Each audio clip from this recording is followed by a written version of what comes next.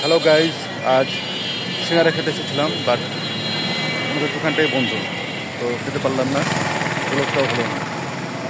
যাই হোক, আজকে অন্য কোথাও যাই তাহলে।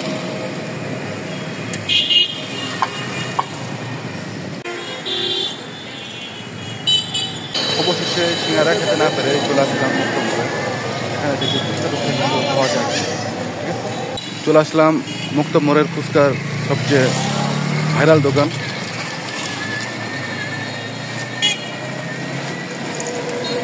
এটা হচ্ছে ভেলপুরি।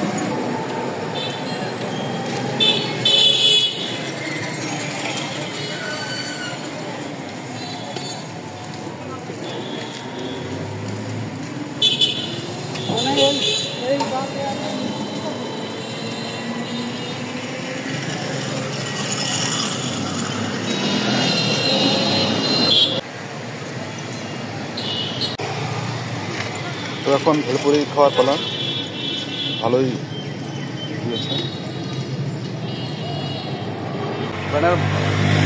ফুচকা খাওয়া শেষ, ভেলপুরি খাওয়া শেষ, এখন চলে এসেছি আমি বিলাসপুরের সামনে। হচ্ছে আমাদের বিলাসপুর।